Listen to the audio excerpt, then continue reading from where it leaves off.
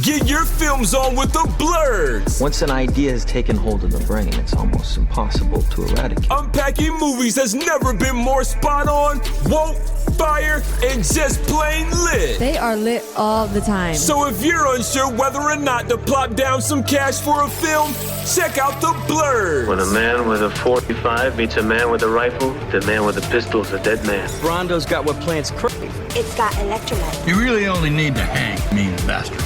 But mean bastards, you need to hang. Don't say you weren't warned. Here's Brandon and Jeff. Hello, and welcome to episode 216 of the Film Blurs. I'm Jeff Stewart, a.k.a. Uncle Jeffrey, and I'm joined here, as always, by my friend and co-host. What's up, ball bags? It's Brandon Norwood. So the Geek Mecca happened this past weekend, and if you're surprised there wasn't that much coverage, it's because, nobody really cares anymore. Mm-hmm. The biggest news we're going to talk about is, of course, Marvel, because nothing really happened otherwise other than the Lanterns panel. Right. Anyways, they brought out the entire Doomsday cast. I was like, most of them just stood on stage, and I'm just like, that was a waste of everybody's time and money. Premiered a new trailer.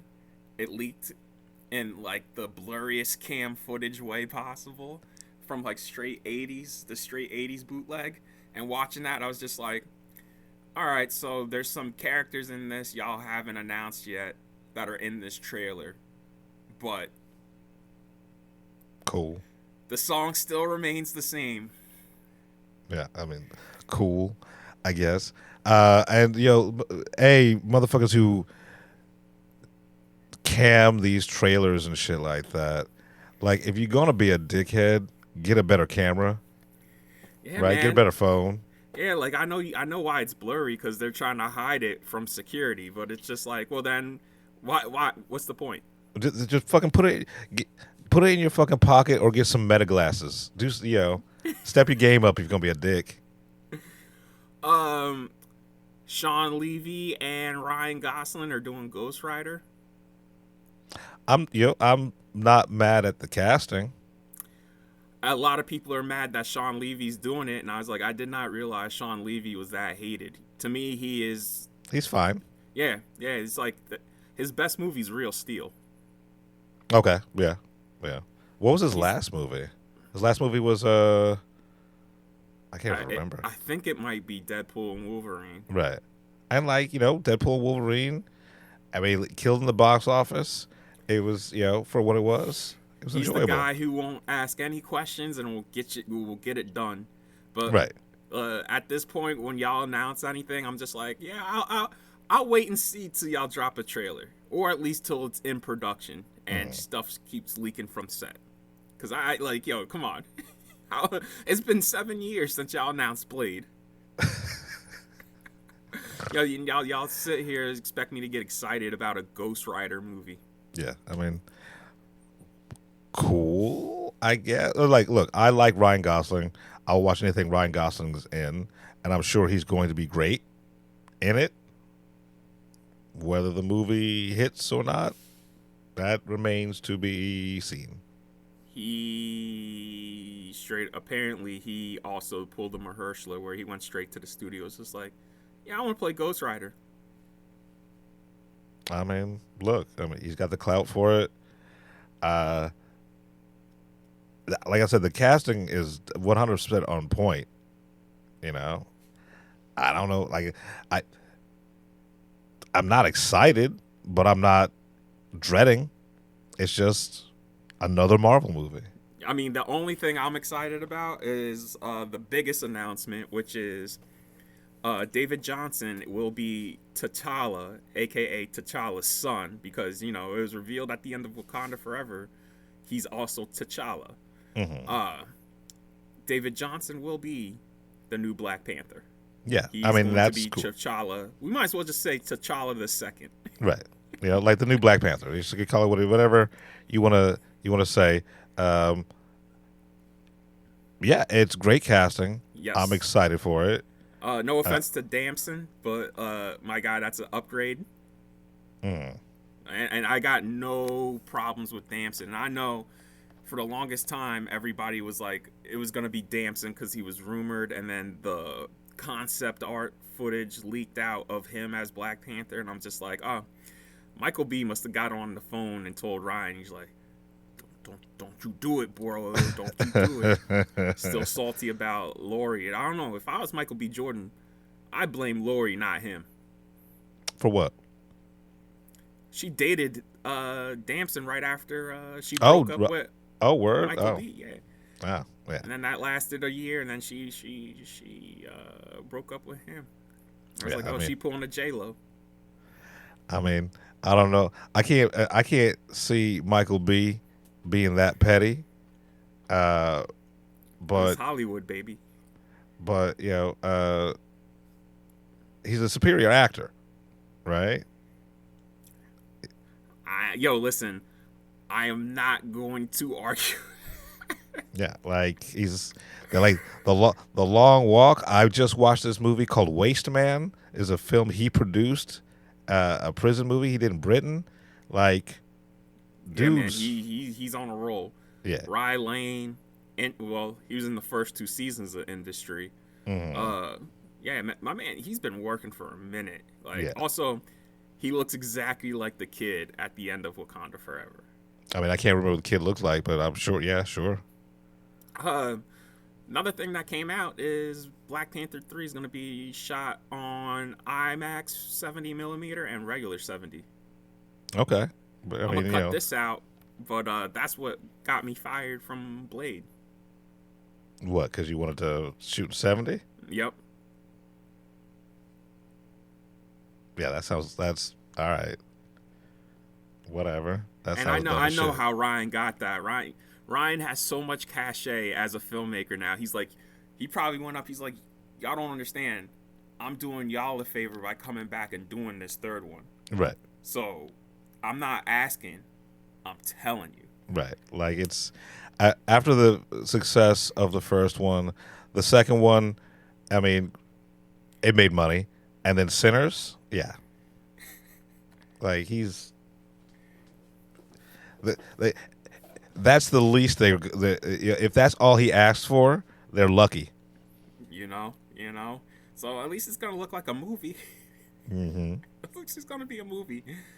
So yeah, that's it. That's Comic-Con. Not too much. It's the only movies that are on the release schedule now. So it's what we're about to talk about in like 15 minutes.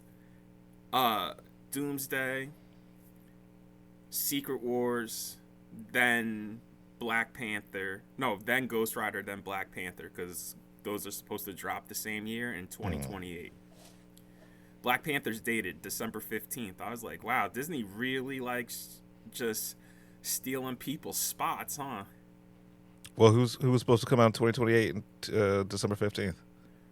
That's usually some like other type of blockbuster. You know what I'm saying? Like either Avatar or some auteur puts out their big blockbuster at December. Now it's like, well, why don't we do it? Sure. Yeah, exactly. I love how they're letting Ryan Coogler shoot the thing on IMAX, right? Mm-hmm. But they're going full in on this Infinity Vision bullshit, right?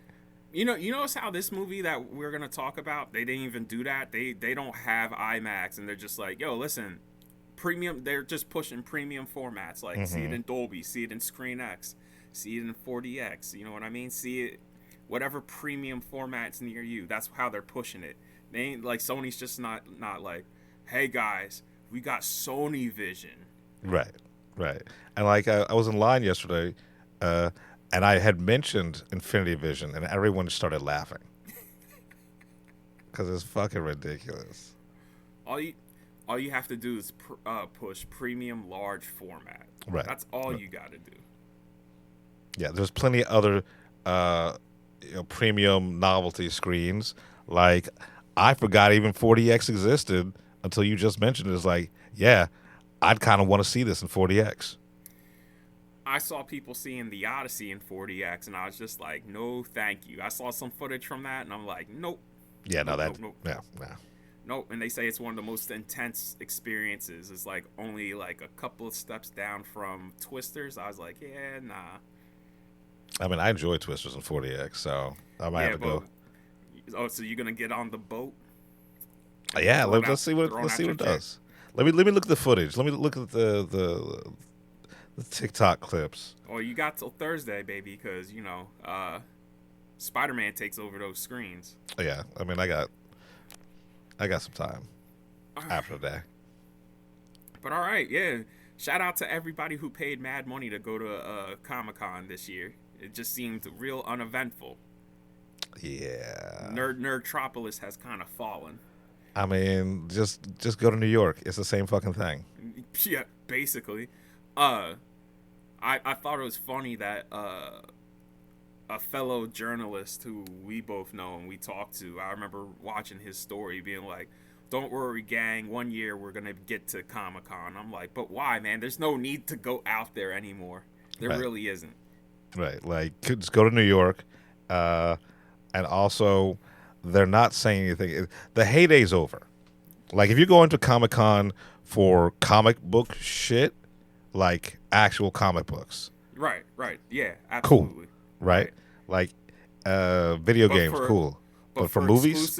Movies and exclusive premieres, like, studios are just like, it's not worth the trip to San Diego. It's not worth the publicity spend. There's a reason why Marvel was DC, they only did the Lanterns panel. I was like, damn, they're not even going to push Clayface here. It was just Lanterns. That was it for them. And then it was just the Marvel panel.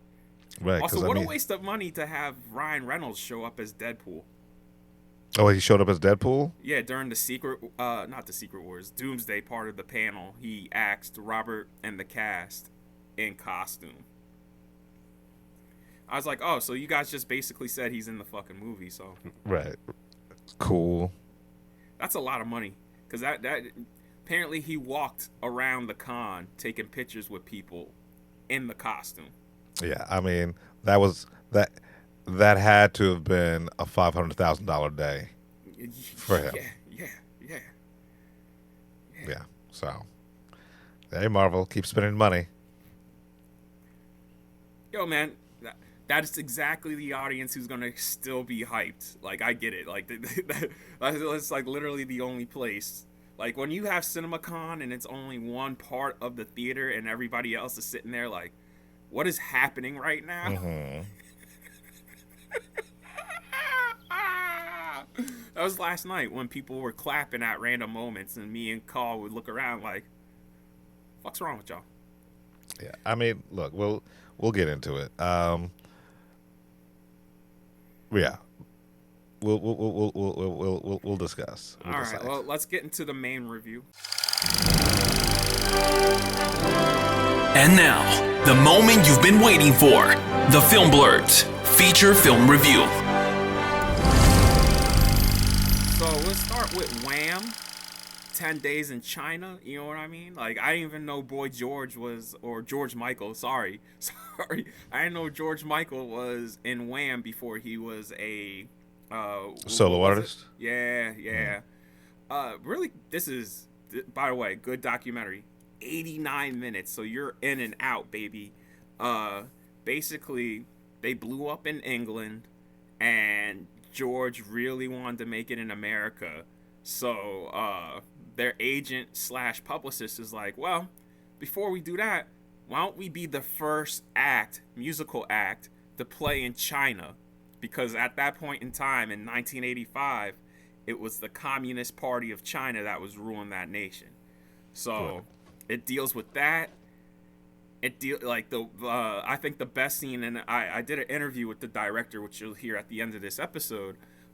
Even he says the best scene of the documentary was the press conference, just because the UK journalists flew out to interview them, and it's just like, I even asked them, I'm like, why are they so hostile? I can't imagine myself as a journalist being that hostile to these guys who are literally just trying to form a bridge with a nation and give them entertainment. And and I'm just like, Jesus. And then I didn't even know this until I did the interview. He was just like, Yeah, by the way, Brandon, those guys are 21, 22. So imagine being that young and that's what you're dealing with. I'm like, yeah, Right. that's fucking crazy, man. You're like you're stepping foot in a communist nation, right? During the height of the Cold War, Yeah. right? Like you might as well be Public Enemy number one. Hey, yo, listen. It was 10 days in China because they went across the nation and performed at different cities, and yo, they sold out, baby.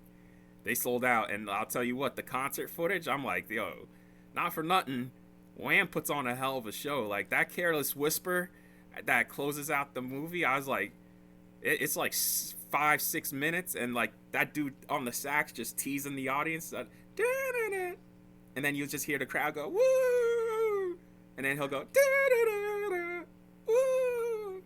Apparently that was 8 minutes, and he wanted the entire 8-minute performance, and the producers are like, nah, absolutely not. So go ahead. Not if we're gonna keep this at 89 minutes. So just want to let you know, this was all filmed and never released. Like, they had a documentary crew with them, and then at the last minute, their management was just like, yeah, nah, this movie's not coming out. So that's how this got repurposed into this documentary, because the director went and found living journalists. I can't remember the other guy's name of Wham. I am so sorry. Andrew. Andrew. They interviewed Andrew, and they interviewed people who were there at the time, like local people and then local musicians. So it really is. It mixes in new footage with the documentary footage. Yeah, I mean, look, I always enjoy a documentary about Wham. There was one on Netflix that came out like a year or two ago that was absolutely stellar. So I can't wait to see this one, honestly. Yeah, and again, like, I have a great interview with the director. He was very into it. Our time was limited, but like, I think we got a good, substantial interview. Like, there's nothing too much spoiled in it. You could watch the interview and then watch the movie, but right. preferably, like all of this, we would prefer you to watch the movie than listen to the interview. Yeah, I mean, look, you it's kind of hard to spoil something from history that happened like 35 years ago, 40 years ago. Yeah. It's kind of hard to spoil like, that. It is like, man, I felt bad for Andrew, because they'd be out in public and walking around, and then everybody would run up and be like, where's Michael? Where's George? Yeah. Where's George Michael? And George Michael would be so nervous and have a breakdown. He would just go back to his hotel and leave Andrew out there by himself, and he's just like, hey guys. Yeah, I mean, they touched upon that on the other documentary. It's like, it must be really hard to be, I forget Andrew's last name, in the shadow of George Michael, right? It's got to be hard. Andrew Ridgely, I think it is. Mm-hmm. Right. Yeah, I agree with you.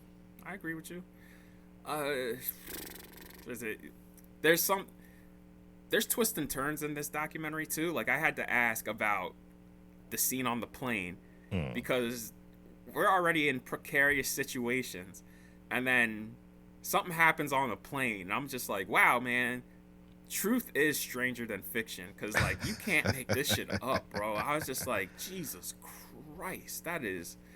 They had a rough time, man. I'll just say that much. All right, I can't wait to see this documentary. It sounds good. It sounds interesting. Yep, drops today. Yeah, and it's short, which is even better. I don't understand why Sony decided to drop this on a Tuesday, but whatever. But yeah, Wham! 10 Days in China. If it's playing near you, see it. I'm not. Hold on, actually, let me Google how this is being released, because it might be on demand as well. I'm not sure. But yeah, man, like, kind of mad. I never got to see them live, and I'm like, yo, these live performances are amazing. Look, I was talking to someone the other day about this, and the 80s through the 90s, they put on concerts back then, right? Right now we have spectacle, right? Yeah. but we don't have like concerts. It depends on who you see. Right, right. But for the most part, right? Like I'm saying, there's always exceptions. Say what you will about Kanye. He does put on a great spectacle. That whole entire Earth set he had for his last concert, like that was kind of hot. I can't lie about that. Yeah, I'm not gonna talk about a nigga who said slavery is a choice, so fuck him. But with that said, it's only playing today. Are you serious? Yeah. Oh shit! I can understand why certain people are pressed. And Okay. Okay. I thought it was just coming out today, and they'd have Like a limited, like a week or something. Yeah, it's just today. So. Oh wow. For people who are living near us, 6:30 AMC in the Chamonix. I hope you're listening to this. Right, like this is we're recording and dropping the same day, which is rare for us. So if you're listening to this, if it's a Tuesday, you have a couple hours. Yeah. Most of them are at 6 or 6:30. So. All right. Well, I'll have a coin flip to see if I'll make it to that, or I'll just wait for it to hit on demand, which is a shame because I'd like to see it in the theater. Yeah. Look, if I knew it was going to be released like this, I would have asked him about the release. I'd be like, so what's good with Sony on the release for this? Yeah. But that's out of my hands. You know what I mean? So, yeah, WHAM 10 days in China. All right. All right, let's get into Spider-Man : Brand New Day. Look, watching the trailer, totally unimpressed. Right? Nothing about the trailer was like, this is something that I would be interested in. And 5 minutes in, 10 minutes in, is like, I'm having a good time. I'm enjoying this. You can definitely see that Zendaya and Tom Holland have matured as actors over the last couple of years. I'll tell you what, Zendaya was looking good in this movie. I'm like, damn. She looked like an adult. She looked like an adult. She had that glow about her where I was just like, yo, I don't know what it was, but I'm like, yo, I understand your heartbreak, Peter, because she looking real good. Yeah, but like they're acting like, not they were ever bad actors, but they're, for a Marvel movie that started off when they were teenagers and now they're in their 20s in this movie. Yeah, okay, all right. I was about to say you mean in the movie. Right? Yeah, that's what I'm getting at. Yeah. Right. Like the maturity, the growth as performers is evident. I think a lot of people are gonna like this much more than I did. I thought it was fine. You know what I mean? I will say I appreciate that this looks like a fucking movie. Mm-hmm. Like, first and foremost, this is like the best looking out of the 4 Spider-Man movies so far. I was like, oh, you guys are actually lit and shot this like a movie. Dustin Daniel Crichton, like, you need to be angry with Marvel, because watching this and Wonder Man, I'm like, yo, they held you back on Shang-Chi, bro. That's I was disgusting. saying this throughout the whole entire movie. What the fuck happened with Shang-Chi? What the fuck happened? Because Wonder Man hit on all cylinders. Like, I'm gonna say, for out of the Tom Holland Spider-Man, this is, I'd say, the best. I can understand you saying that. I will say the one thing I loved about this is I'm glad we took it back to street level. Mm-hmm. There ain't no like overblown universe. And look, it's the best actual web slinging action we've seen captured. Like, when he's like, we spend more time like with him swinging through the city. It almost felt like Spider-Man the game. So the best web slinging on film, to me, at least live action, was the worst Spider-Man movie, which was The Amazing Spider-Man 2, because the opening where he's falling from the sky and then the camera's like mounted on his chest as he's swinging. I was just like, this is incredible. But here I was just like, oh, nah, yeah, this is, and no offense to John Watts, but like, not, it is stark difference. Yeah. Just all around stark difference. Because I rewatched the first 3 over the weekend, and I'm like, man, even though I like these movies, these are still overlit like a TV show. I think Homecoming is just mid, man. Like, that is just a mid-ass movie. And it was like, I am not a diehard Spider-Man fan, right? Oh, really? So what? Really? Yeah, nah, man. Like, I like Spider-Man as a character, right? But none of the movies have ever, like the Tobey Maguires, they were good, right? Nah, because it's two is one of the best movies ever made. I mean, two's great, but like the first one was pretty good. It was decent. pretty good. The third one was dog shit. That was Sony. Right. That's and then Andrew Garfield's were there.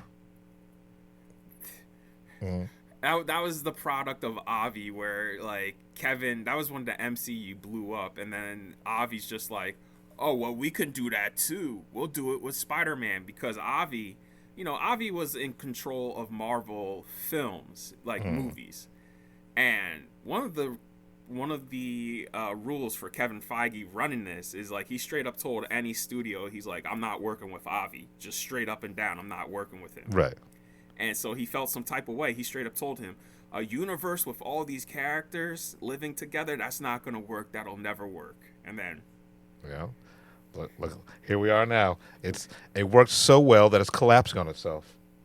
Yo, listen, there's a reason why Avi is not around, and whenever you see his name on screen, it's because they're just like contractually obligated. Right. Like he's the EP because they gotta pay him. Yeah, because Avi is I think he's a producer on the Zelda movie, and I'm just like, oh man, god damn it. Yeah.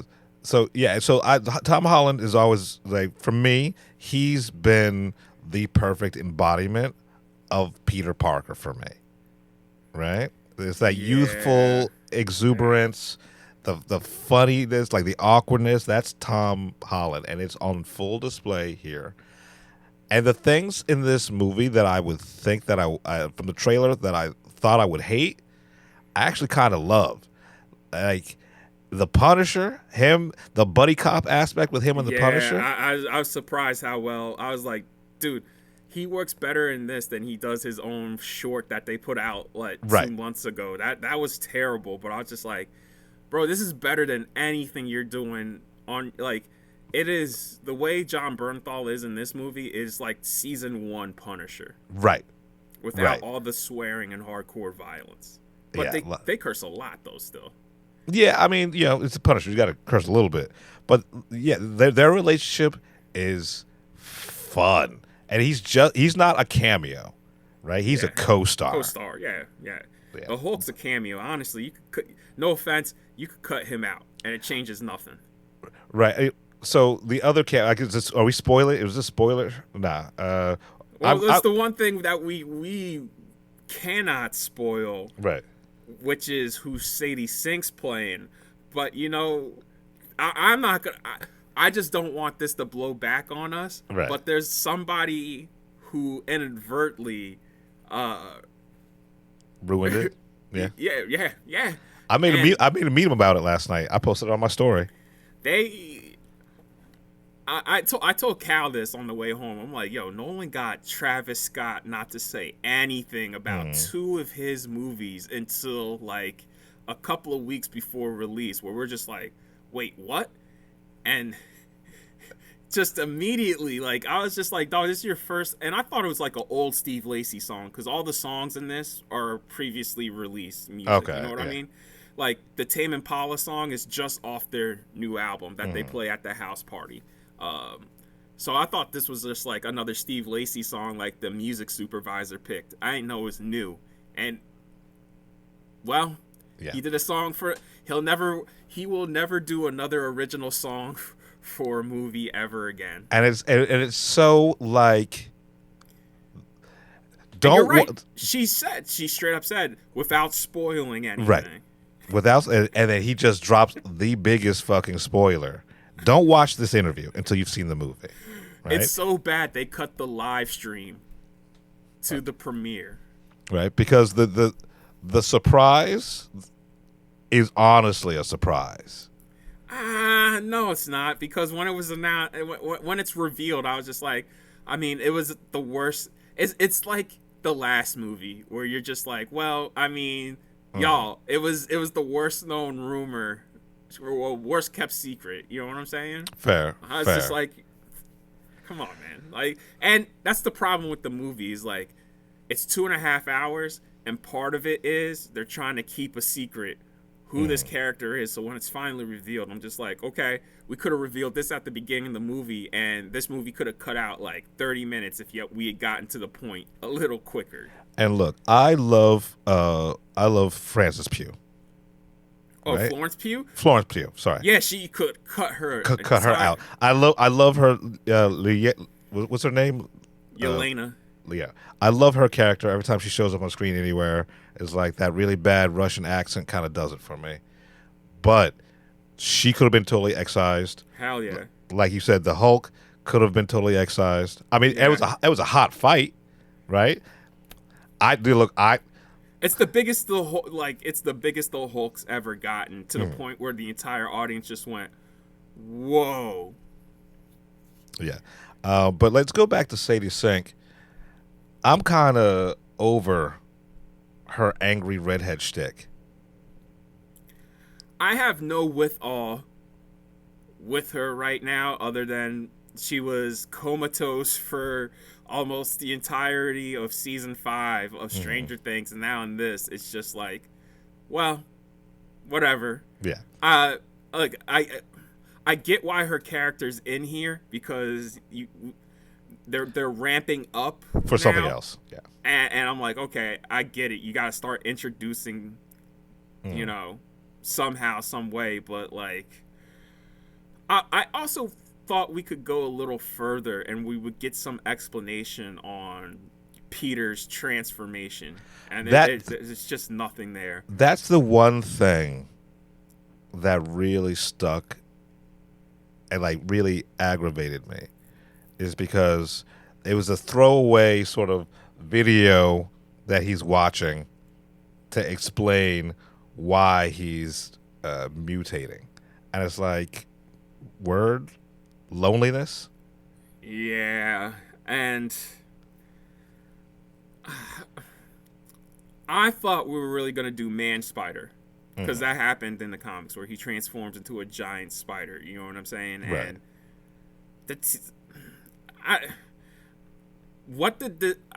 here's my thing. What did the transformation accomplish in the long run? I mean, it just, it gave him organics, and then gave him, he leveled up. Which, to me, I'm just like, this movie's already 2.5 hours with too much shit in it already. This is something where in the writer's room, or even like while you're editing the movie, I'd be like, do we really need this plot line? Like, this could be an extended cut on some DVD shit, quite frankly. Yeah. Or like his but honestly, if you cut out that part, then because you need the chip inhibitor as a plot point, which Jesus Christ. See what I mean? Like, goddamn, man, it's just, we're taking the most roundabout ways to get to places. Yeah. I mean, I get what you're saying. Like, it was long, right? But I didn't hate the parts that I would cut. And that's the thing. I think it's the problem with MCU in general. Like, they try to do too much all the time, where I'm just like, yo, what made Iron Man cool, y'all scaled it back. It was just about a dude in a suit of armor coming to grips that he is an arms dealer. Right. And how he funded terrorism. You know what I mean? Thor is about a dude who needs to learn how to humble himself. You know what I mean? Like Captain America: Winter Soldier. We all love that movie because this is about a grand conspiracy where a man discovers, oh, the institution I believed in is corrupt, and it has literally destroyed one of my closest allies. Right. Mm-hmm. Yeah. So Black Panther, about family and legacy. Yep. I know what this is about, but yeah, loneliness and reconnecting with the world, and it's not good to be lonely. And I'm like, all great, all good for where this character's at, and I like that.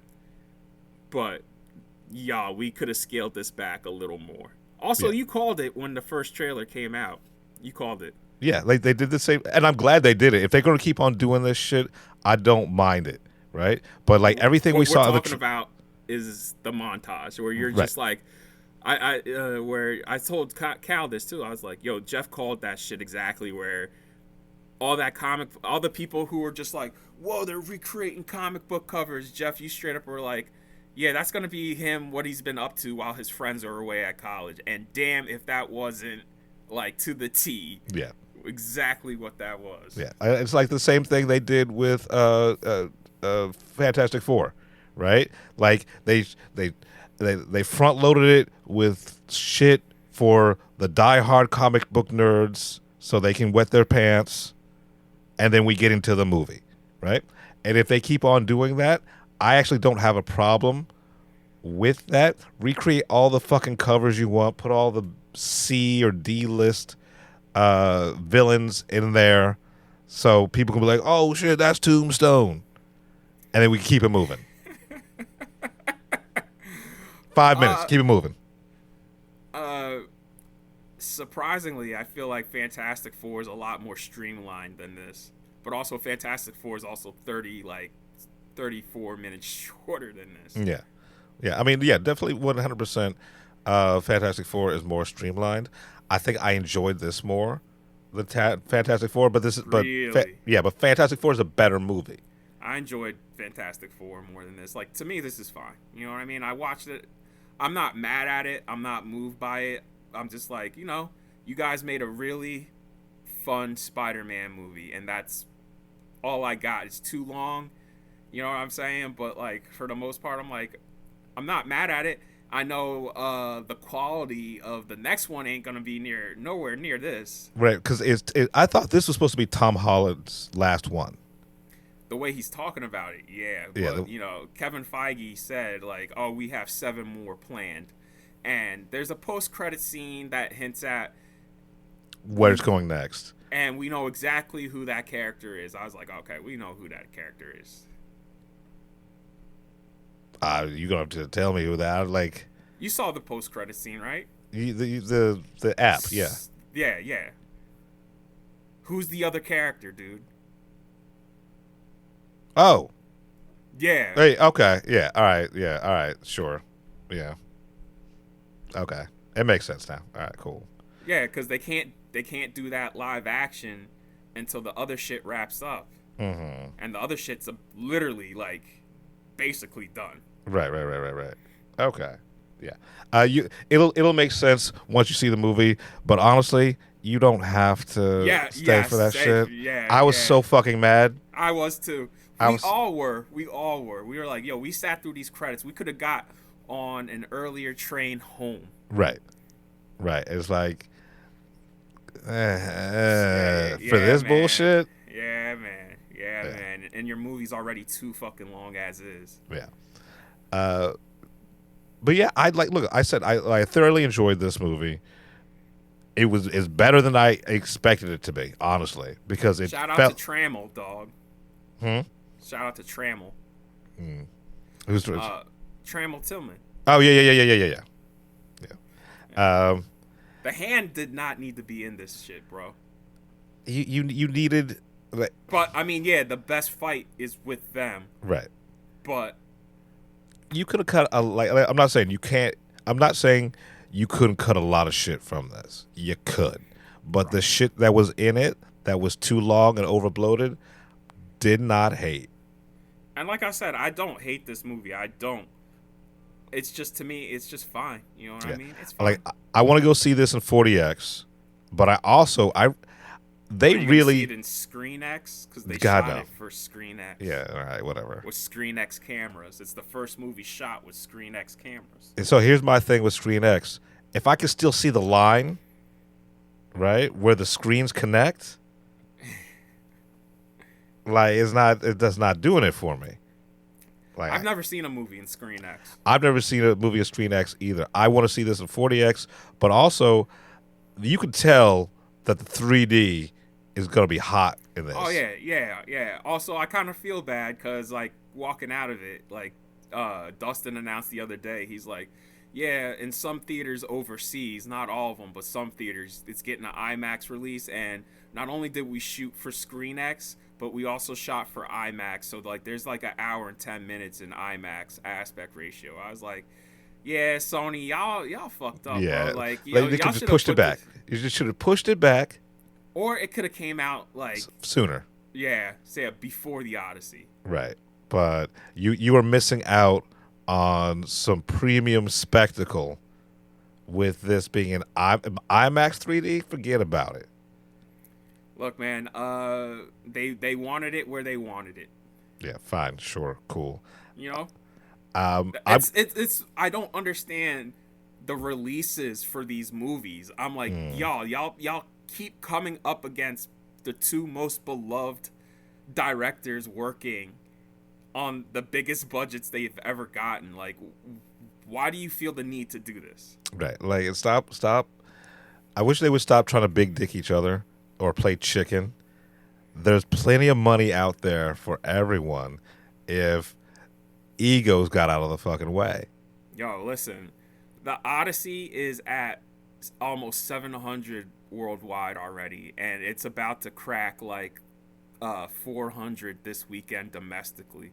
They're saying that motherfucker's gonna end around 550, 600 domestically. I'm like, dog, and I've never in my wildest dreams, like, if you told me, I'd been like, yeah, maybe probably like 350, 380, maybe 400, but yo, over 400 million for that movie domestically. Yeah, like the way it's being received, it's Sony Disney, whatever, did a disservice to the movie that they created with Spider-Man: Brand New Day by putting it next to. They knew it was going to be everybody knew it was going to be a fucking juggernaut. Everybody knew the Odyssey was going to eat everybody's lunch. So why would you even do that? I know you have to do your summer tentpole fucking movie, but do it in fucking April, June, July. Like, Spider-Man's going to be all right because they're saying it's going to break records this weekend. Like, they're saying 380 million. If that's true, that means that's going to be the highest opening weekend for any movie ever made. Yeah, I mean, look, and like I said, I thoroughly enjoyed it. It was I don't think Doomsday is going to open that high. Oh, fuck. Look. Doomsday wishes it was going to be this good, honestly. I was not impressed by anything I saw in the trailer for Spider-Man, but everything that I saw in the trailer for Doomsday, I hated. And especially, like, don't get me wrong, like, the effects do look a little wonky at points. Like, I ain't saying the whole movie does, but this movie, because they're shooting on sets and locations, and I'm telling you, y'all, it makes a fucking difference. Yeah. For the audience and as a viewer. Like, that's part of the reason why the Odyssey's doing so well. That's probably why this movie's also going to do real well, because, yeah, sure, there's some MCU CG at points where I'm like, that's pretty bad. Those ninja stars at the end. That killed me. Even some of the web slinging or when he's chilling on a rooftop, I'm like, y'all, come on. But otherwise, when they're on, most of this is on sets and locations. They're doing real explosions and shit like that. I'm just like, and that's what makes it worse. It's just like, you see it done in this, and now, 4 months from now, it's just all on not the volume gonna be there. Yeah, it's not gonna be there whatsoever. Well.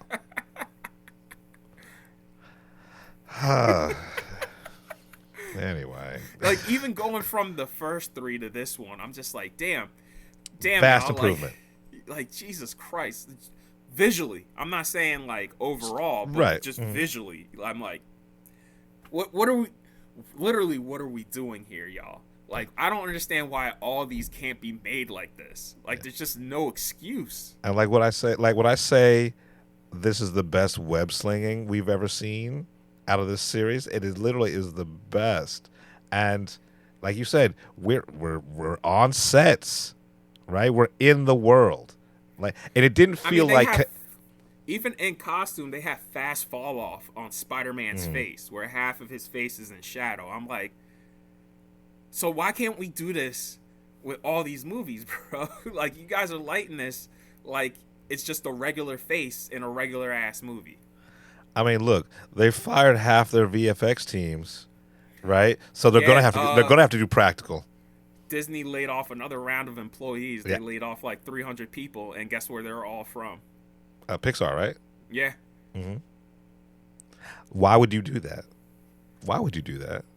I'm at a point, I'm seriously at a point where I'm just like, as a company, what's going on here, bro? Like, seriously, I'm talking everything, Star Wars, Marvel, everything, Pixar. I'm like, what are you guys doing here? It's because they're spending too much money on fucking bullshit. They're spending, they had to have spent at least $5 million for that their panels at Comic-Con, right? They had to have paid at least $5 million for what? It for also doesn't fucking help what? because I'm gonna read this off. It also doesn't help that you have Kevin out here just contradicting everything, just talking out his ass. Also, somebody who's big on Twitter said, it's crazy that Channing Tatum's Gambit gets to be in Avengers Doomsday, but not any of the Marvels or any of the Eternals. And by the way, we're going to do a second half of the season review for X-Men 97. Because I watched all the rest of the episodes, and there's something from the MCU that's in this show in the last episode where I'm just like, why do they get to do it in this, but we can't get this in live action to close the loop on this shit? Like, that's insane. You're gonna actually have to tell me about that because I forgot. Right, so, I watched the first 3, and I got caught up in some shit, and I forgot that the shit was going to expire, so I haven't watched that last episode. All right, so I'm gonna edit this out, so you all are gonna about to hear a jump in audio. This went viral from Comic-Con because this is how much of a fucking idiot or an asshole or both Kevin Feige is. Kevin Feige on fans saying that Doctor Doom has no build-up compared to Thanos.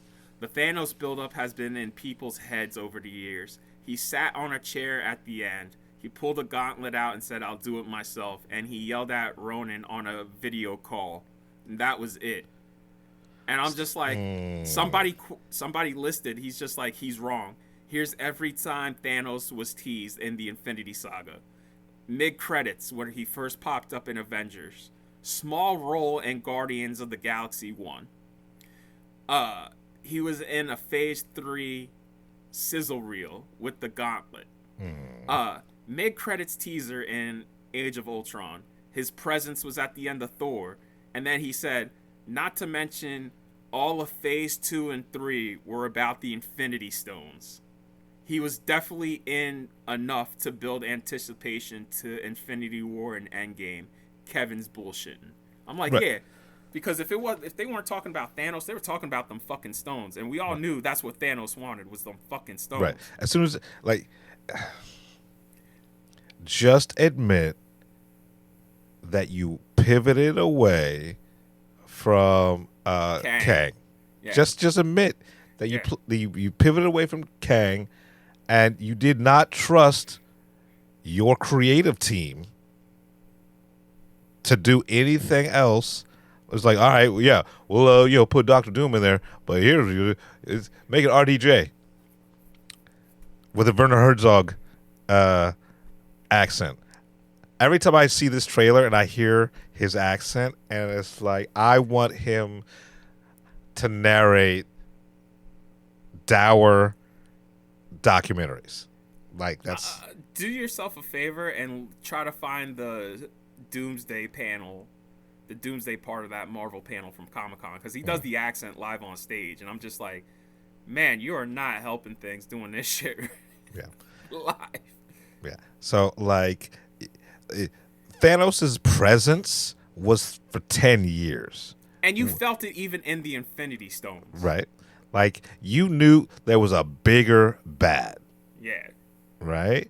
Like when you Loki, got to Loki was sent in Avengers 1 with by the Chitauri. Thanos. Yeah. Right? And so you can't tell me he wasn't teased.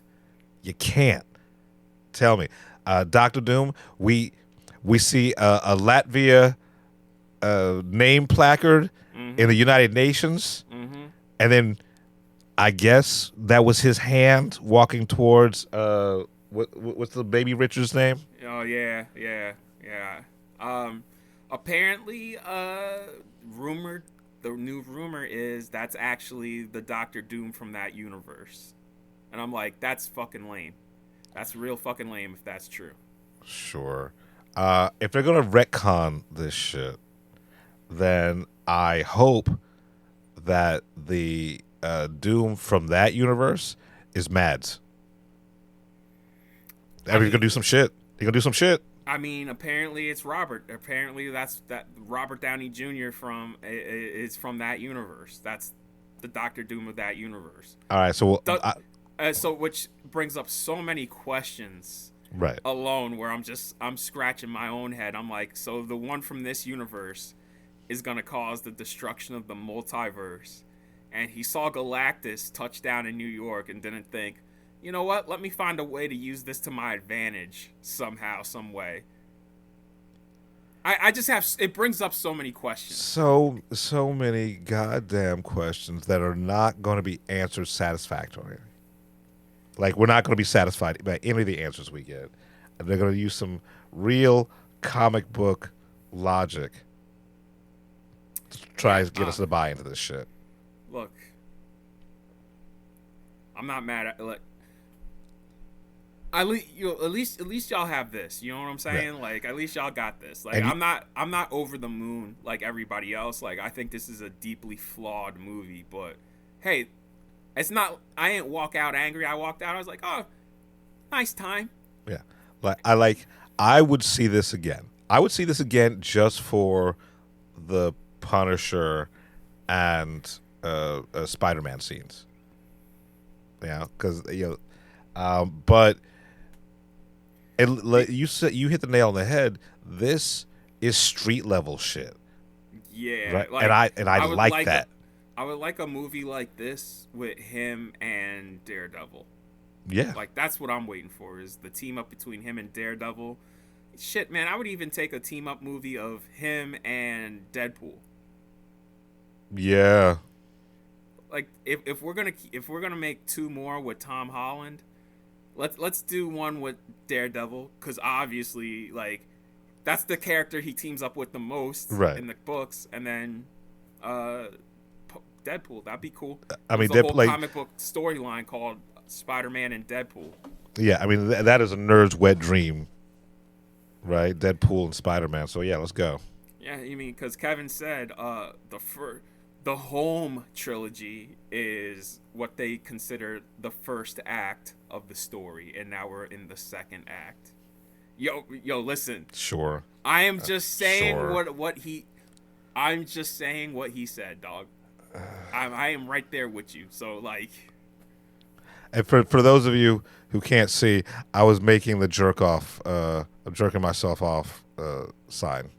They have 7 more planned after these. Okay, sure. So I'm guessing what they hinted at is gonna take over. It's gonna be a handoff, because I know Tom Holland's like, I am 30. Right. I just worked with Christopher Nolan. I want to be out. Yeah, but I thought he was. I thought he was supposed to be retiring from acting in general. Didn't he say that once? I mean, that's because he wants to start a family. Him and Zendaya they both want to start a family. shout out to him for pulling a Ryan Reynolds and Rock in this movie, because the whole theater laughed when Barrow popped on the screen. You know what that is? No, what is that? That's his non-alcoholic beer. Is it? Yeah, Barrow. Okay. Well, Tom Holland is now sober because he used to drink a lot. So good for him. The product placement in this is peak. Yo, the phone, that every time he like every scene he has to whip out that the brand flip. new Samsung flip phone. Right, and there are the BMW in this on full display. Yeah. Even that they got a billboard for a BMW that then we see drive in the movie later on. It's like, you know what? Get your money, boo boo. Like you got to pay for this somehow. Get that ad revenue. Oh yeah, because you could tell right off the rip, yo, y'all spent mad fucking money on this shit. Yeah, you had to offset that shit somehow. I got you. Yo, listen. Again, I'm not mad at this movie, but I think it's fine. You know what I mean? I don't hate it. I really don't hate it. I think of all of them, this is my favorite one. I see why. If not the best. I get it. Right? I totally get where you're coming from. You know what I mean? Like I am not going to be like a certain person and try to yuck somebody's yum. You know what I'm saying? Especially for a movie that is pretty entertaining. I'm not going to sit here and be like, oh, what a piece of shit, because that's just not true. Right? No, it's not. All. Yeah, it's at all. It functions according to design. I walked in there for 2.5 hours and I forgot. Entertained, yeah. You were entertained and you walked out. I walked out. I had 2.5 hours where I didn't think about how shit the world is. Listen, I'm just saying I'm not gonna be like a certain someone where something's beloved both critically and audience wise, and just because I didn't personally enjoy it, I'm not gonna sit here and be like, this movie sucks. Right. I don't get it. This movie sucks. It's just like, nigga, grow up, my nigga. Like, right. And here's the thing. I've disliked good movies. Right? Yeah. I can recognize that a movie is good and I still don't like it. Right? That's criticism. I can recognize that, it's a good fucking movie. Like, I can recognize a good fucking movie that I just don't fuck with. That's being an adult. Yeah, that's Babel for me. Babel is a good movie, but I fucking hate it. Yeah. I hate that fucking movie. I get it. Like, when people hate Inarritu, like, that's the first movie that comes to mind. I'm like, yeah, Babel, I don't, the hype behind that one, I don't get, but, people like it. I'm not going to say it's a bad movie. Right. You know what I'm saying? But, like, yeah. Yeah. So, I get, like, this is not a bad, I get if you don't like, I get the reasons you just feel that this movie is fine. I do. Because I would cut 15 to 25 minutes out this movie. Right?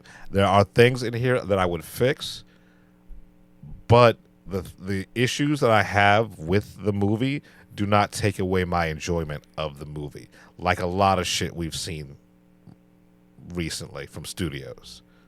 And this summer has been so underwhelming that the fact that this is the one I'm walking out of, I'm like, wow, at least you guys did it. You know what I mean? At least y'all did it. Like, this is a summer movie. This is like when you talk about like a summer movie. This is a summer fucking movie.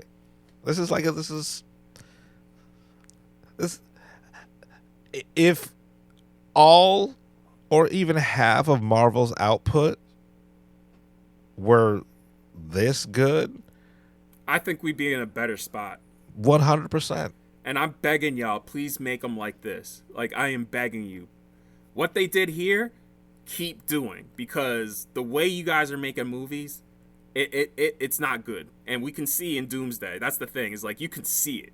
Right. You can fucking see it. Just like, Black Cap, we could see it. Yeah. Where it had, like, 8 different scripts? 8 different scripts. Like, 2 name changes. Didn't it have 2 name changes? Yeah, New World Order. Yeah. And then they had to change it because, what happened? We're in a new world order, right? Yeah. They're like, oh, shit. Yep. Because Ross was going to be like a certain person, and then they got scared. I'm like, yeah, because you guys have no spine whatsoever. Right. But you put Red Hulk in there for some fucking reason. Honestly, here's another spoiler for the movie, right? The Hulk Punisher in this was more believable than the Captain America Red Hulk in Yeah. Here's my question. Where's Hulk's son? That was at the end of She-Hulk. Okay, so where's Hulk's son? And like, how is he not able to control? Like, he spent all of Endgame and the first episode of She-Hulk. First few episodes, yeah, because he's been Professor Hulk for like right. A minute. He's been fucking, and now all of a sudden, like they're back to Dr. Jekyll, Mr. Hyde. Yeah, right. I'm right there with you. I was thinking the so same thing. I'm like, y'all. I mean, that's a plot device. That is plot convenience because this motherfucker has had his shit together since Endgame. Yeah, like walking around with just fucking huge ass cardigans. I don't know, man. I'll be real with you. I don't know. Yeah.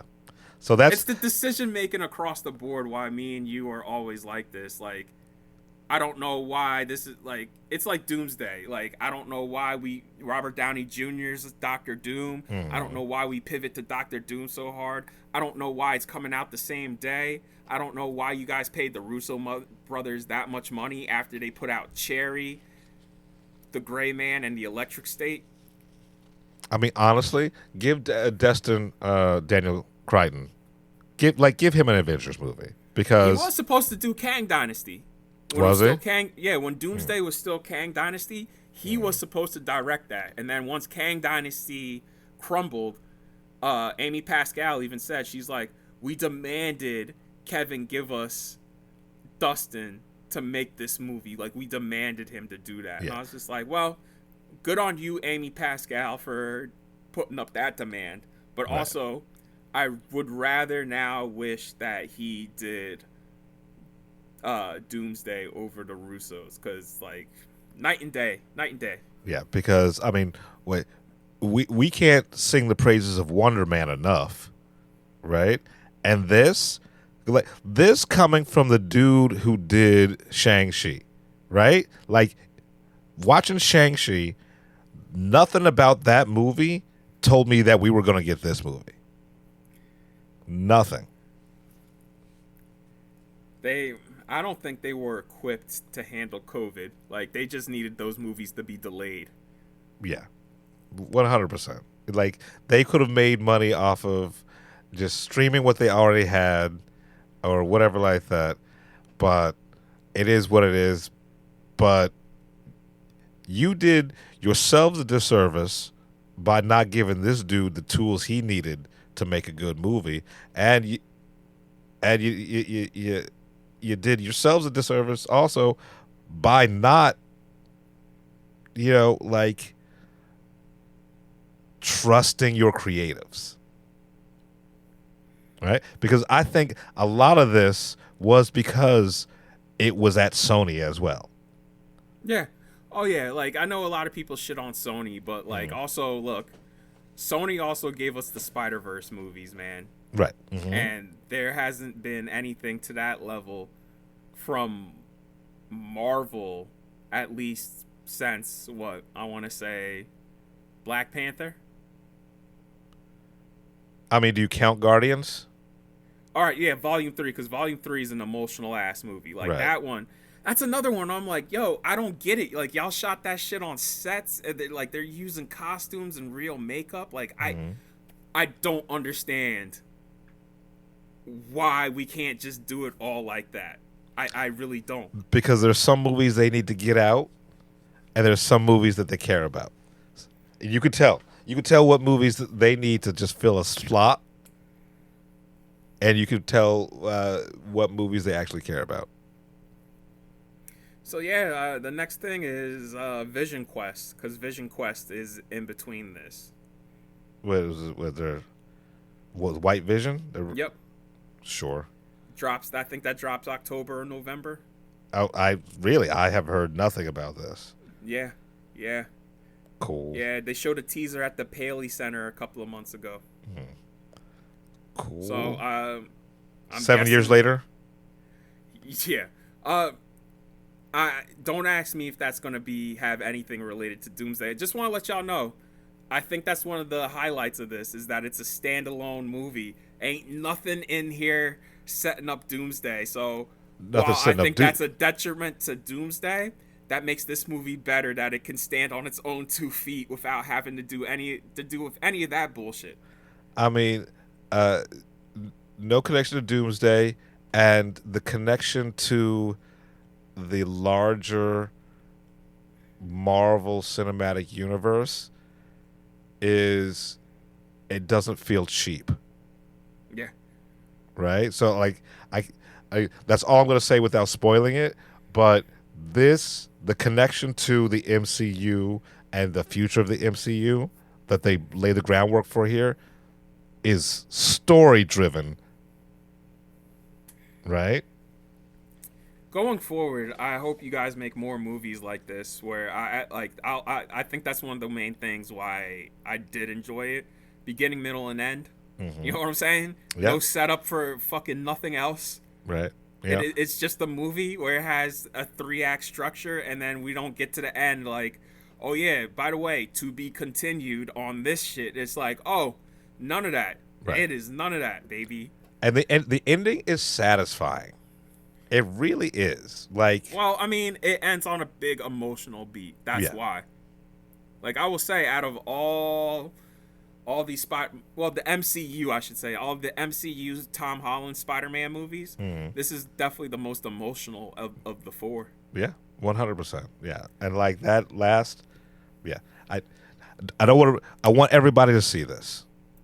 Go! If you're a Spider-Man fan, if you're a fan of this series, go see this in the theater. Oh, by the way, there's a lady sitting in the front row. I thought she was crying. I thought she was laughing. She wasn't laughing. She was weeping. What part?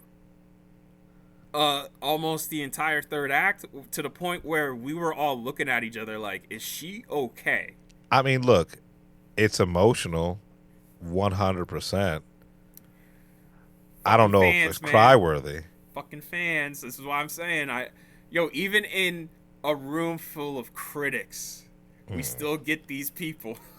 Yeah. Was Leather Jacket there? He was in Theater 6. I saw him walk out of Theater 6. Oh, he must have been mad. He must be big mad. Listen. A lot of people were mad that I was in Dolby and they weren't. And I had to tell them, I'm like, I'm in the 4th row because the entire theater is reserved. Right. So you were like underneath the screen, pretty much. So like, I will say a row further up. Like if I was in row 3 or further, I would have been pissed. Yeah. But you've been in that Dolby, so right after the handicap section, right, there's that entire. I was in the last row of that front section. Okay, which is not that is not horrible. Right. Some people That's what everybody said. They're like, Brandon, I think a row further, then you'd have the right to be pissed. So I'm like, nah, I'm still pissed now because that's fucking stupid. Right, because all those there's 5 rows behind you and they're all reserved. Fuck you. Matt was in the reserve row. Yeah? Yeah, even Ed was like, why do they have you up here? I was like, good question.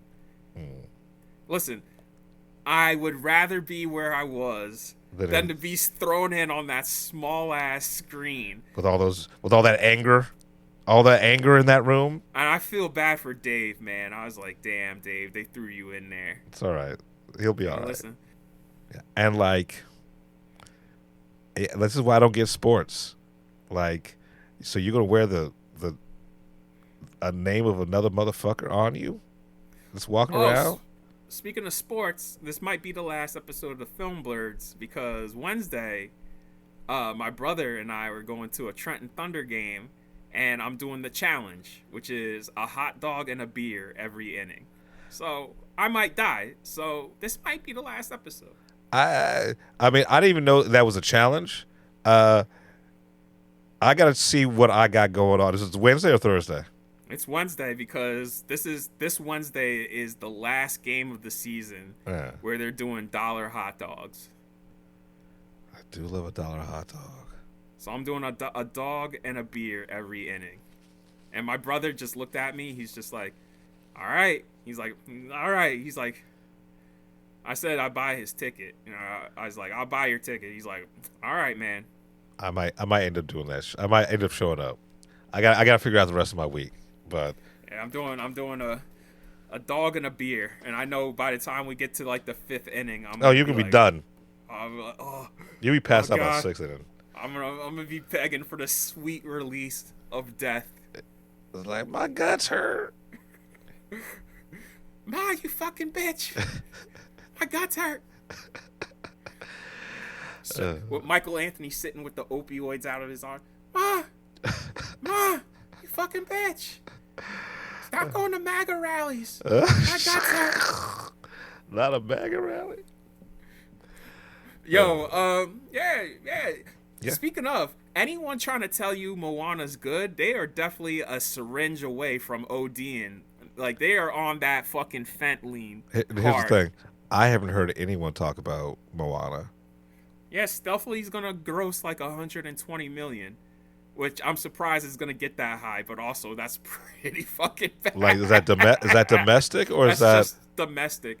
Worldwide, they're saying it's gonna get to like 3 or 4. And maybe. how much did they spend on this? The budget for the movie itself, Yeah, same as the Odyssey. So like what, 260? 250. 250? Yeah. And I know one of my old interns, one of my old PAs, she worked on this shit. She worked on Moana. Yeah. And I was like, when we all found out, I was like, oh, we are so excited for you. And then we saw it. I was talking to Millie last night, and I told Millie, I was like, I felt bad for her because Millie was just like, how unfortunate was that movie? I was like, yeah, I felt bad for the girl. She's like, she was good though. I was like, yeah, but she was struggling because, and she's like, oh, I get what you're saying. I was like, yeah, it's. They honestly, like, there should be an acting class for acting against nothing. There should be a CG acting school. Right? So the first, I'm putting it out there, is the Film Blurds CGI Acting Academy. And we're just going to hire motherfuckers to teach people how to act against tennis balls. Yeah, man. Or as they did on the Hulk, because on the Hulk they just had a bust. And they put it on a stick and put it up. So they had the eye line, you know what I mean? They called it Elvis on a stick because they're like, he looked like green Elvis. Oh, or how about you just build a real life Hulk and just have it on set instead of like the hit? Like, I'd rather act against that, and then you can do your CGI shit, but just like put a real Hulk there instead of this disembodied floating head. If we could put a real fucking Cyclops in the Odyssey, you can make a fucking the Hulk. Your Hulk statue doesn't have to move; just have it there. Yeah. Okay. I don't know. Yeah. This is why every decision, like, it's not like they haven't that's the thing that takes me out about Kang. I'm like, y'all motherfuckers recasted Rhodey, y'all motherfuckers recasted Hulk, and it's not like Ed Norton's nobody, like, he's a thespian. And I was just like, y'all recast, like, come on, y'all, y'all fucking fuck you. Like, John David Washington was right there to be Kang, y'all. You know what I'm saying? Like, right fucking there. Jesus Christ. Right fucking there. Y'all take me out with this shit. Y'all now, did. Kevin, and I hate how Kevin's trying to gaslight us now. There was no build up to Thanos. Don't fucking gaslight me, motherfucker. There was more of a build up for Kang than there was for Thanos. We saw Kang in a fucking 2 full seasons of Loki. and the movie. He was the whole ass villain of an Avenger, of a member of an Avenger. Like, Ant-Man is an Avenger. He was the whole ass villain of Ant-Man 3. I'm like, my man, you fought an Avenger. Yeah. So you have 2 seasons of Loki. He's the main villain. Like, he's the build-up. He had a bigger build-up than Thanos. You mean Doom? What? No, like, honestly, if you look at, like, screen time and presence. I see what you're saying. Yeah. Okay, I see what you're saying. We've seen more of Kang than we saw of Thanos.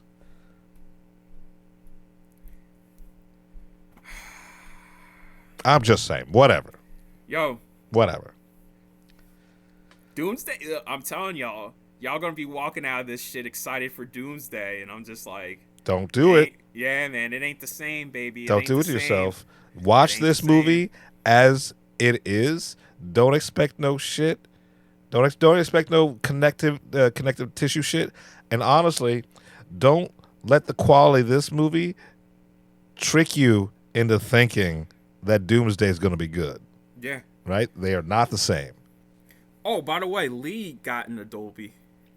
Okay, cool. Yeah, shout out to Lee. Yeah, I'm glad you made the cut, because there's people who, Lee, I know you listen to the show. There's people who are at bigger outlets than where you're at, who got stuck in Theater 6. Hey, look. I was with all the important press people in Theater 6. Hey, so this is come up.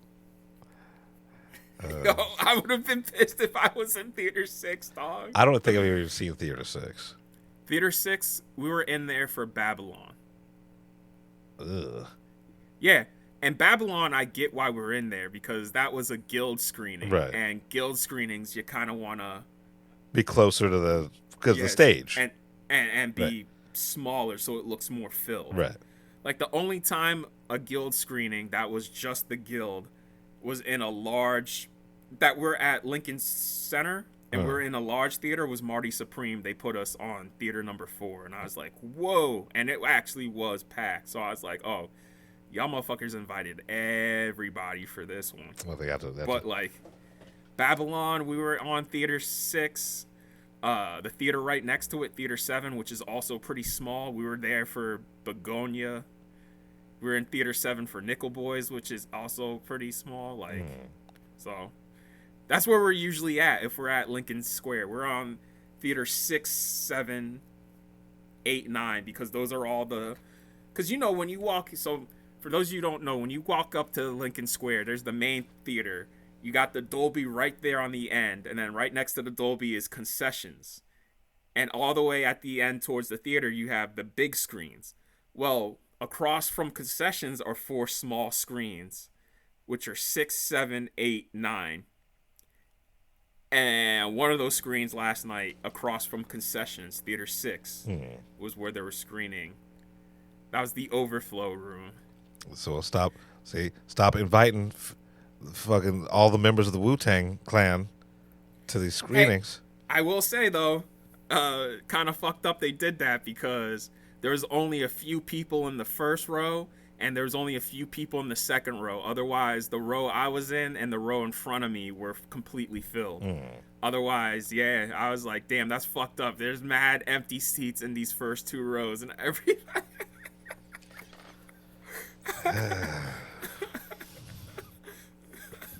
Apparently the balcony was there's a few scattered seats in the balcony too. Like, they could have fit like 20 more people up there.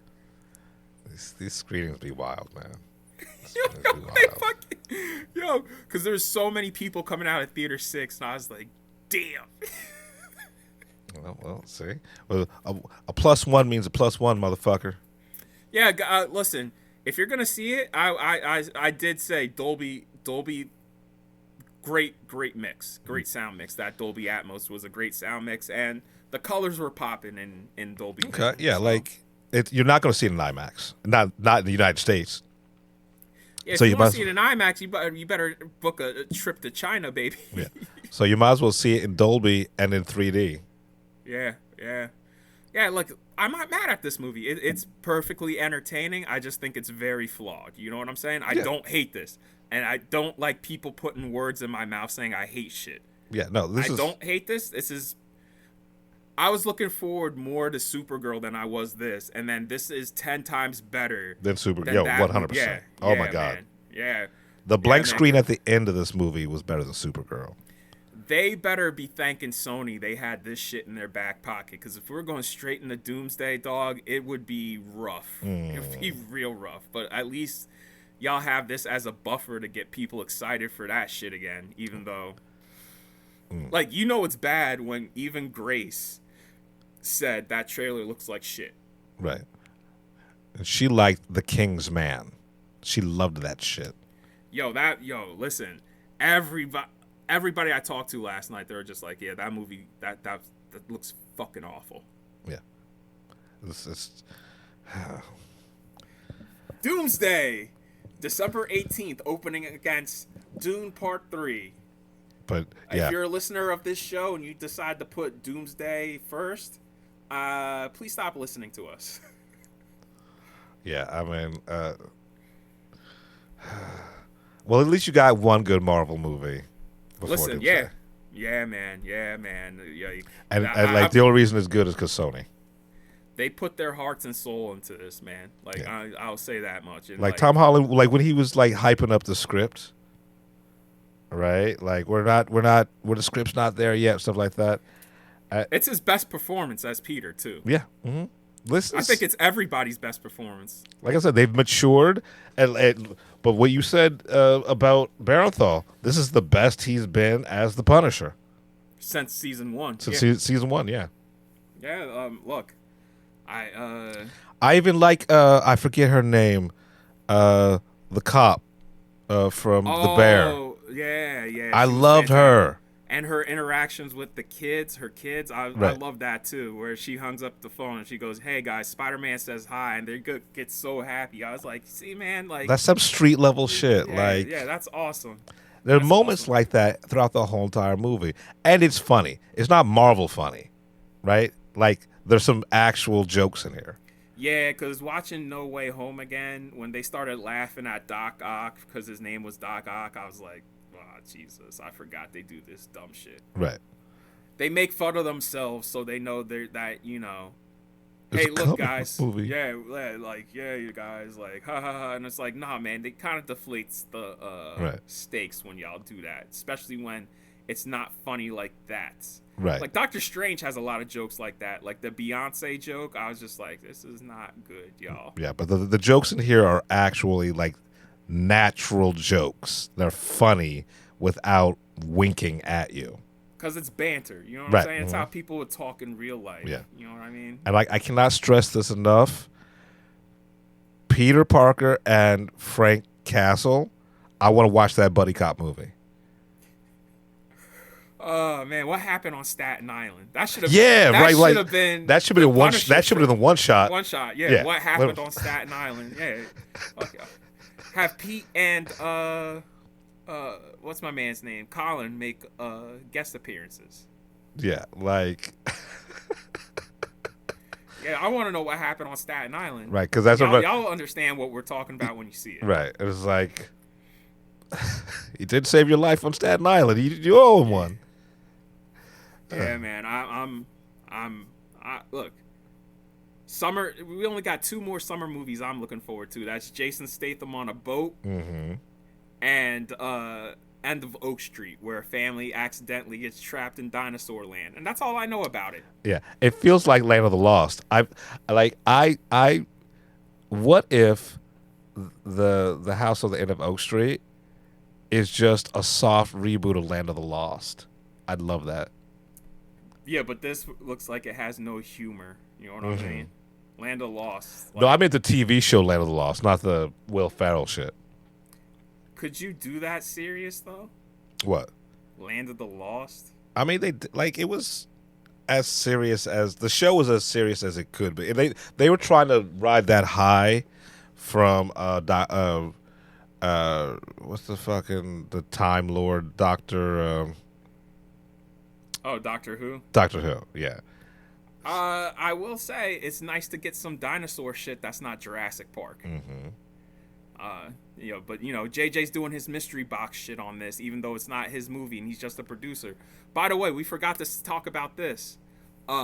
Batman got pushed back to February 2028, and that is not Matt Reeves' fault.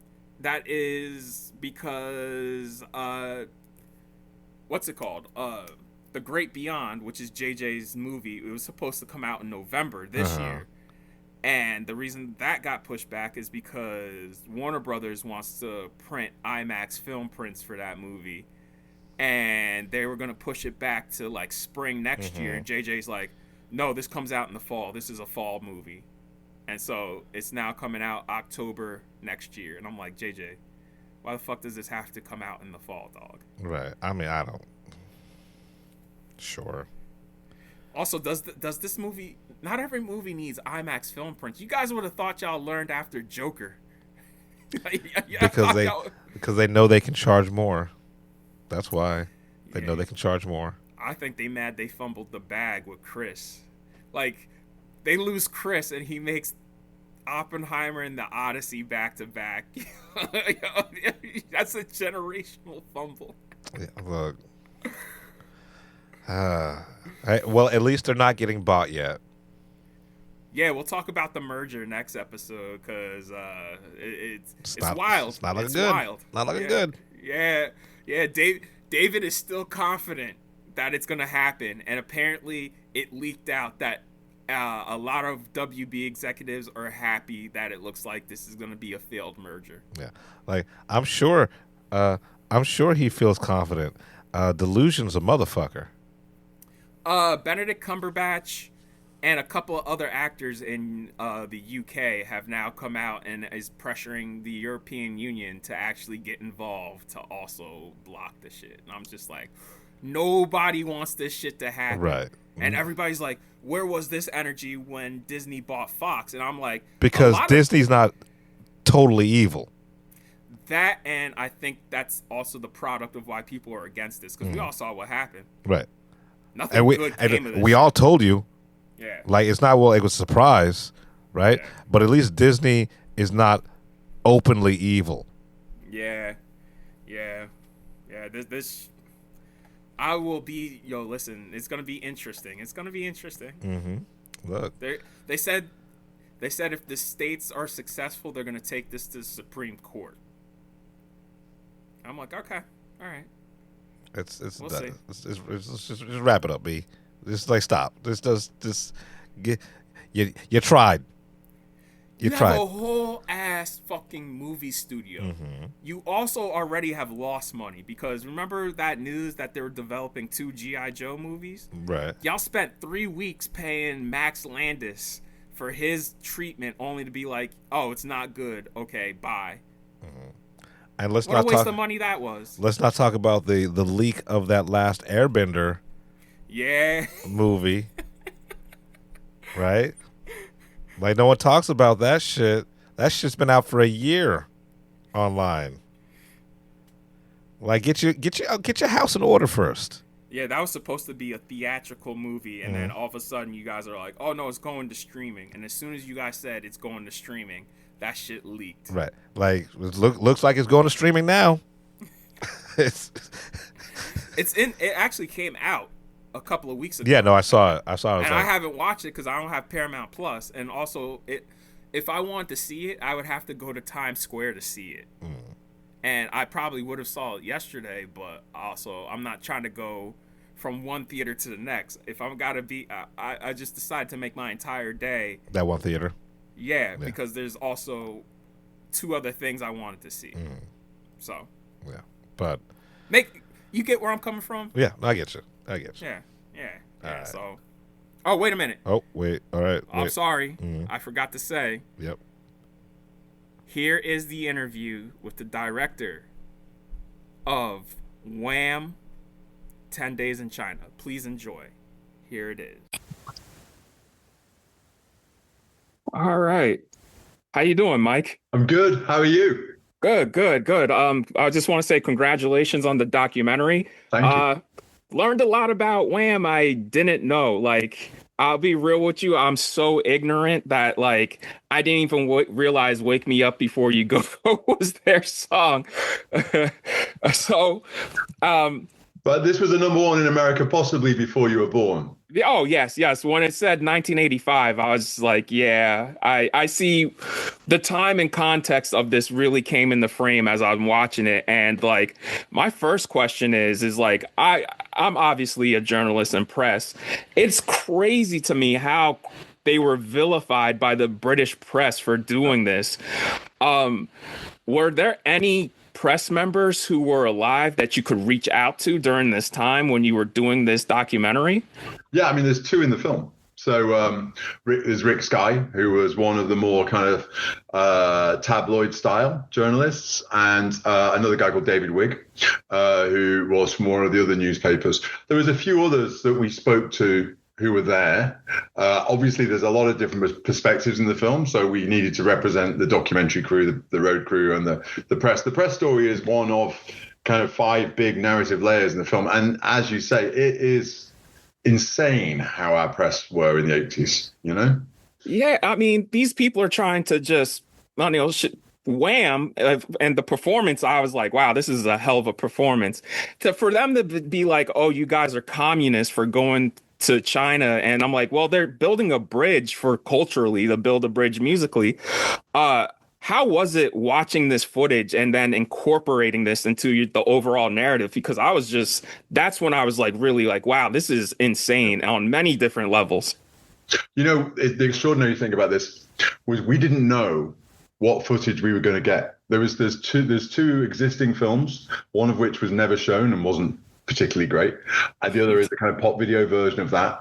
But what we were accessing and what we were making the film out of was the original film rushes, you know, shot by all the kind of camera guys on film, not on video, which is obviously why it looks so great. So, but no one knew what was left. No one knew what was in the cans. There was 100 cans of film that were 40 years old. No one knew if there was going to be dust, you know, that they're going to find kind of George Michael's toothbrush. You know, who knew? So it took months and months and months for the footage to kind of, you know, be resurrected and kind of brought in. And it was really astonishing. It was kind of like archaeology, basically. You know, you're kind of digging stuff up. And so even though we knew the different layers of narratives and what the different stories would be, we didn't really know how it would all fit together. And it was a very, very, very long process in the edit, as you can imagine. And it was a journey of discovery, frankly. Well, I would like to dig deeper into that right there, which is I imagine like you had to have like what 200 hours worth of footage, like, right? Well, we had, I mean, in terms of, it's quite complex because there was multiple cameras. We shot all of the interviews, and there was a lack of interviews from the archive material. Obviously, modern day documentary making is very different. So we shot about 70 hours of new interviews with 27 people, who are the people you see in the film, old George's band and road crew and everything else. In terms of the original film footage, it wasn't 200 hours. It was tens of hours. But, you know, film was shot on these kind of 10-minute reels, right? Right. So, you know, they're changing a kind of reel every 10 or 11 minutes. So imagine, you know, you back in the day where you're putting memory cards and stuff and things, you know, and it only lasted 10 minutes. That's insane, right? So, and there's more than one camera, often pointing at the same thing. So it was the biggest difficulty was getting it, because it had been chopped up for the first two films. The stuff that's in the first two films wasn't in the rushes. It'd gone. It was in those masters. It gets removed. And so we thought we might have to use those masters, but in reality, we had all this film footage and we just made the film out of that, as I said. But, you know, it was like sifting. It was like gold digging, right? You know? Right. And you're kind of panning for the kind of gold in it. And it was a really long process. The really difficult thing was the sound files weren't synced and the film had been chopped up. Now, you know, I'm sure you know how hard that, you know, it took. Yes. It took weeks, if not a couple of months, to get all the sound back in sync. It was a hell of a process. Really crazy. I mean, I have to commend you because this is a really great documentary, only an hour and 29 minutes, and you're able to just go. It feels like I'm watching like a 3-act structure, like a solid arc of them getting there, going through it. And then like, they say truth stranger than fiction, like when they were going to the next city and they hear that one of their crewmates like tried to commit suicide on the plane. I'm just like, what else is going to happen? And it just keeps you on your toes and predictable. Was there anything that informed you that you found out assembling this and making this that you were just like, wow, we gotta include it? But then was there stuff that like was really important, real stuff like that where you were just like not important to the narrative that we're telling? It has to go. Yeah, I mean, you're right. I did I did plan the 3 acts beforehand. So, on the wall, I had this kind of, I'd drawn, the very first day, I'd drawn the kind of, not just the 3 acts, but the emotional curve, because it starts, everyone's excited, it's a bit weird, they do the gig, and then suddenly the gig's a bit dark, and then, the press conference, and, it's crashing down into Act 2. I mean, there were some of the things that amazed me were things like the press conference. So there's a press conference scene where basically the entire press turn on George Michael and Andrew Ridgeley. And I was amazed at how aggressive that press conference was, and that the publicist, the press office, no one intervened. And these guys were like, George was 21, Andrew was 22. I mean, they're young, and they're dealing with that level of ferocity from kind of pretty experienced journalists. And I loved sort of seeing that play out, and we kind of left that pretty much, we let that breathe in the film because it's a powerful scene. But it was also a fantastic test of George and Andrew's friendship. You can sort of see how real and honest they were with each other. They'd known each other since they were 10 or 11. So I think, in itself, that was a kind of revelation about the strength of their bond and them as a team, them as a unit.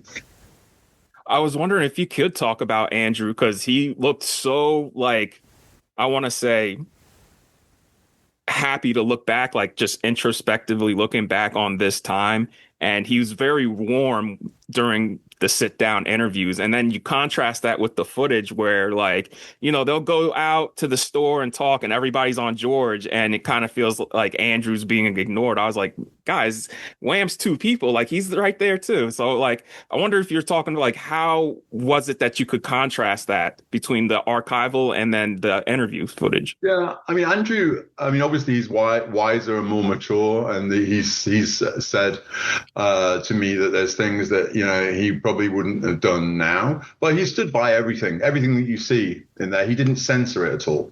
And then in terms of the difference between how George and Andrew are treated, I mean, I work with a lot of pop groups and rock groups, and it's not unusual, even in quite big bands, ultimately the singer is effectively the front man, right? And George was the front man. And even in a boy band, I mean, they're more than a boy band, they're an amazing kind of musical act, but it's not unusual that you would sort of see that kind of hierarchy. So, and Andrew's effectively the kind of musician. Of course, they're a kind of duo, and the interest. Interestingly, I think, the press interest was almost more focused on Andrew in that period than it was on George. And he drew a lot of that fire deliberately, He was protecting George in many ways. Okay. Yeah. You get their dynamic that they do rely on each other as they're going through this like once in a lifetime situation. So like my final question is, was there anything making this in their performance? Because like it ends on this incredible performance. Was there anything in the performance that you're just like, man, I wish we could leave it in, but got to get rid of it? Because I said, it's so tight. This documentary is so tight. Yeah, I mean, it was a push to get it all in. I at one point I kind of really wanted to just leave the songs intact and not have any documentary content in them. And I've done that before, and I did a film in New Order, which I did that. But but you couldn't in this film. It needed explaining, and so getting the balance of the performances with the documentary whilst the song's playing is quite challenging. If I could leave anything in, it would be the fact that Careless Whisper, the live version, which just blew my mind, is 8.5 minutes long. live. Right? And I'm aiming for an 80-minute doc. This is 89. I'm pushing the limit. Sony are kind of going, oh, go easy. It's like we don't kind of can't be over the 90. And I'm kind of going, how much more of Careless Whisper can I get in? But I think we did a pretty good job on keeping in the bulk of the song and the important stuff. I mean, I got to say that was a fantastic performance with the way they just kept everybody waiting for it to drop with just the saxophone teasing you guys. Amazing. That sax solo. I mean, I love it. The first time I heard that, goosebumps. In fact, I'm getting them now. Yeah, honestly, it's such an amazing documentary. Like, I've learned a lot, and like I can't wait to do my review and share this interview with everybody. So thank you for your time. This is amazing. Thank you, Brandon. Thank you so much. Enjoy. Take care. Too. Bye. Bye. We're the Film Blurs. I'm Brandon Norwood, and I'm the motherfucking protagonist. I'm the protagonist. I'm Jeff Stewart, a.k.a. He Who Remains. Don't come at us. It's just fucking movies. You've been listening to the Film Blurs podcast. Man, I just love what you guys do, man. I never miss an episode. It's the best. It's my favorite podcast. Follow Jeff on IG on MindFire XL and Brandon on Twitter at BJN Tweets.